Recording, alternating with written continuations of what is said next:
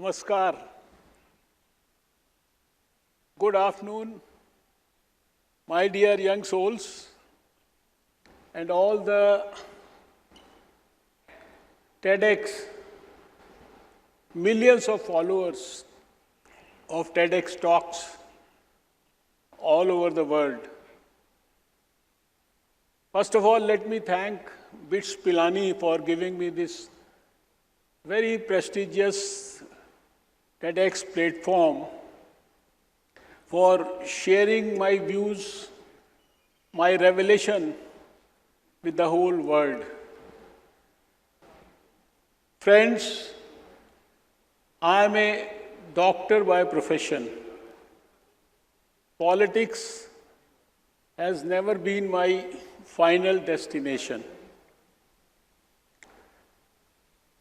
But one day when I entered public life, almost 3 decades back, I asked myself a question. And answer to that question changed everything. I asked myself, if medicine can heal one patient at a time, can public office heal millions? Friends, I fondly remember some 33 years back, it was 20th December 1993. I was at a function in country's prestigious Maulana Azad Medical College and a meeting with some of the pediatricians. I was made aware that India is home to 60% of polio cases of the whole world. And there was a strategy through which we could eradicate polio like smallpox. Friends, it was very shocking. And for me, polio statistics was nothing, but it was a child's future which bent before it began. I was reminded of my medical college days, when in the outdoor we used to see these small children crippled with withered arms and legs, whose mothers carried not only the weight of their child, but also remarkable helplessness. I remember the faces of their fathers, whose silence was more louder than their grief. I don't know, that night when I came back home, I kept thinking about these polio-affected children. I had tears in my eyes. All the time I was thinking about these children, and a thought with unusual spiritual power came to my mind. If at all India could finish polio, then we shall be able to prove to the world that scale cannot be an excuse for surrender. The whole night there was a dream which was born. And these dreams, they have a very peculiar type of behavior. They always never arrive with drums. Sometimes they arrive with a whisper in your conscience. That is probably what I felt that day. That night, I do not know whether it was God's blessing, whether it was destiny, or it was something else. It's beyond my vocabularies to describe that. And a journey started the very next morning. Literature for polio all over the world was studied. Meeting started with a core group of 4 people. And the struggle, the battle to eliminate polio from the capital of India and then to move on to India started the very next week. Almost in 9 months, there was hardly anyone in the city of Delhi who was not involved. All the departments of the government, teachers, students, policemen, NSS, scouts. It was a long journey.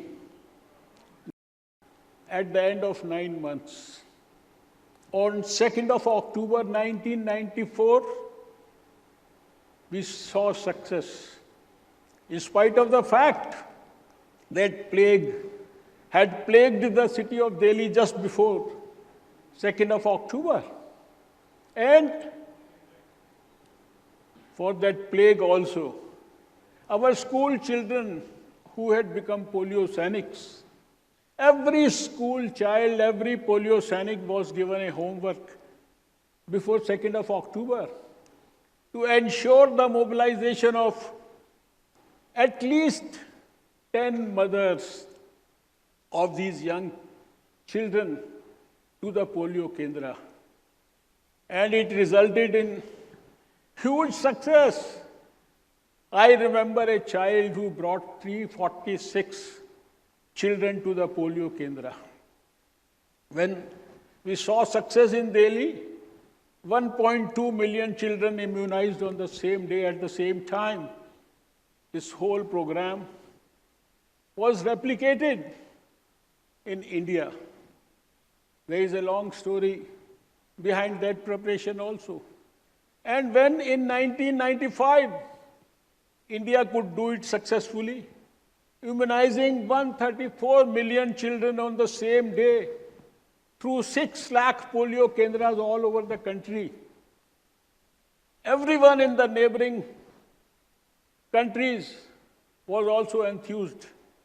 We had the program followed up in Southeast Asian countries, and then we had the program followed up by Nelson Mandela ji, who had just come out of jail. He launched the Kick Polio out of Africa in South Africa. There is a long, long, long journey. This battle continued for 20 years. I had the privilege to be part of this battle, and I had the good fortune, like all Indians, of seeing on 13th January 2011 the last case of polio in India. That was in Howrah, West Bengal. And also had the privilege to see myself with my own eyes along with everyone else the certification of India and all the Southeast Asian countries for a polio-free world, beginning for a polio-free world.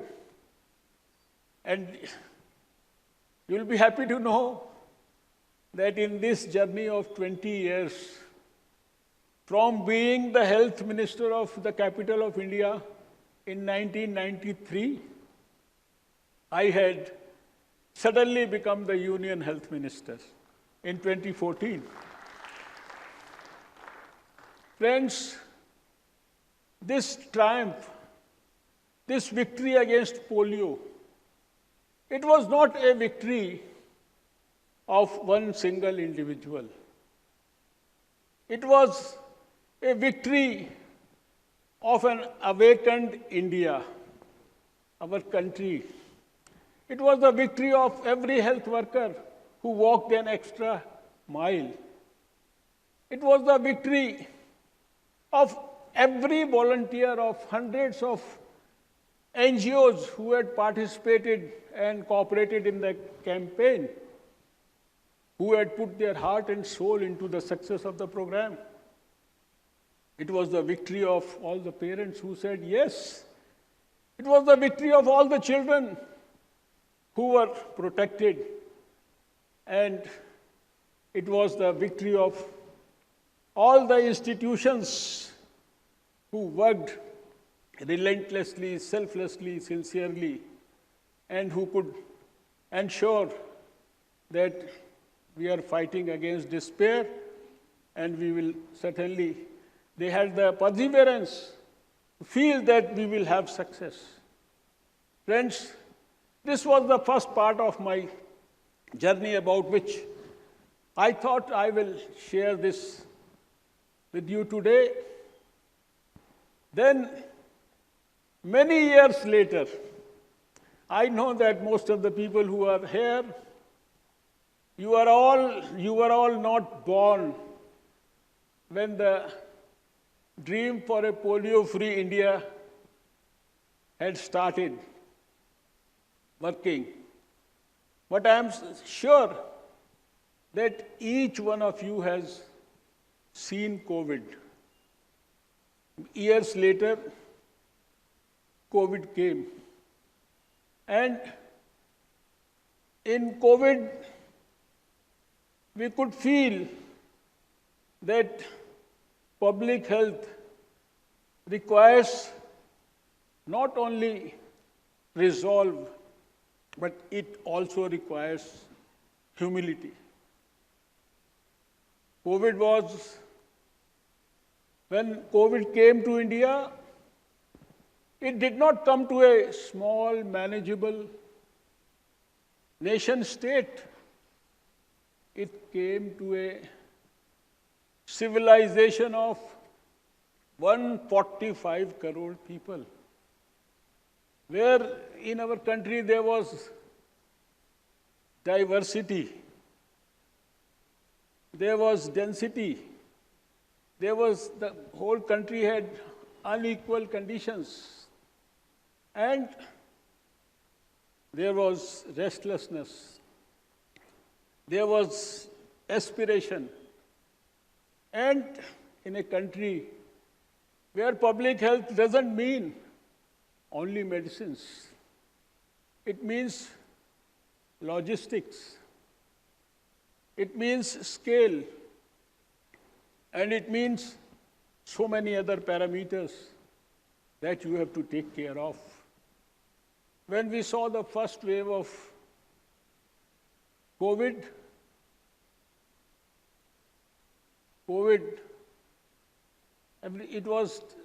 our preparedness was tested.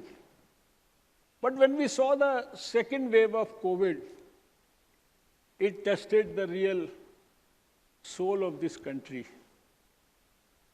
Friends, I remember there were nights when oxygen became more precious than gold. There were nights when the health infrastructure had to rise overnight. And we saw that COVID hospitals, COVID care centers, COVID testing labs, isolation centers, quarantine centers, all these had to be improved. Their numbers had to be strengthened at a speed which no democracy has ever attempted at. I think when I recall everything, I think the emergency response mechanism that we were trying to develop. It was something like we were developing a national shield. Our health ministry records said that thousands of hospitals and COVID care centers were built in a few days. Friends, but I remember one thing very fondly. India never allowed itself to be paralyzed with fear. And we moved to science, we augmented our capacities, we inspired our researchers, scientists, and a vaccine, which normally takes, I have been a science and technology minister and also an ENT surgeon. I know that a vaccine takes almost 8 to 10 years to be developed, but within less than 1 year. We developed Covaxin and Covishield, and we ensured that we are not doing it only for our own country.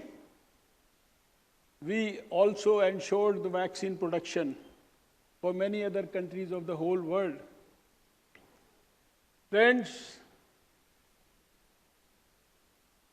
you know, these pandemics, I think they do not demand passports. And humanity also doesn't require borders to be defended. And this is something which we felt when we did this vaccine Maitri, and this is something which I felt while I was the executive board chairman of World Health Organization, and we could feel that even under the best conditions, it is not only the bureaucracy, but the compassion which ultimately helps. The compassion amongst the scientists and the conscience amongst the people who are governing. This ultimately helps in delivering. COVID was an experience. Although I remember the sufferings, I remember the periods of pain, the periods of shock, the periods when we used to have all the time tears in our eyes, when we used to have these advisories for cremation grounds, advisories for everyone. You cannot believe it. Hundreds and thousands of advisories for every field. When the first case had come from China, a young student, we did a contact tracing of 162 people. And at any point of time, there were 1 million of people who were under closed surveillance all over the country. We knew what that particular person is doing, where is he, who are in his contact. That was the level of surveillance. And even during the peak of that crisis, our country could train 4 million people. When I said, it is not only the sufferings that I remember, but I also remember the courage, the sacrifice of everyone. Our administrators, our scientists, our doctors, and the common citizen Everybody rose to the occasion, and we were all working together, putting our heart and soul into ensuring that we defeat COVID also. Friends, polio taught us that public health is not only about vaccines, hospitals, or medicines, but it is about trust. If people don't trust you, even the best science cannot deliver up to the last mile. And COVID taught us that humility must accompany power, because in certain situations, even the best possible setups can fail to deliver.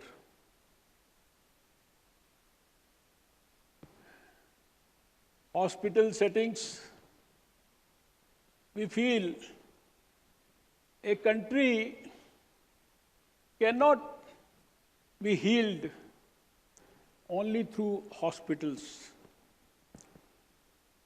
If knowledge becomes trust,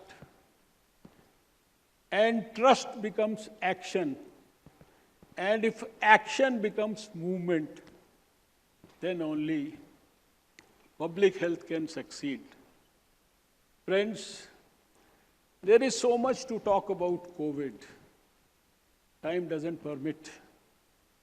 But we feel that the future battles for mankind may not look like polio or COVID. They may be against lifestyle diseases, mental stress. They may be against this misinformation infodemic. They may be against pollution, climate change, and so many other issues like that. But to handle them, the principle will remain the same. The principle will remain the same, that institutions have to be honest. People have to be trusted. Science has to be perfect. And people must feel that they are participants and they are not merely subjects. This is the lesson of polio and COVID. And I have to make finally an earnest appeal to all of you. My experience of life says everyone must have a dream, whether small or big. And everyone must put his heart and soul into fulfilling that dream. His aspirations for himself, his aspirations for the society, his aspirations for the nation. And there are some unbeatable powers. The power of truth, the power of honesty, the power of love and compassion, the power of karma, and the power of God.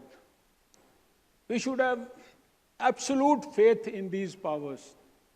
And you being young souls, I'm sure that you will definitely develop and work on those dreams which do not allow you to sleep.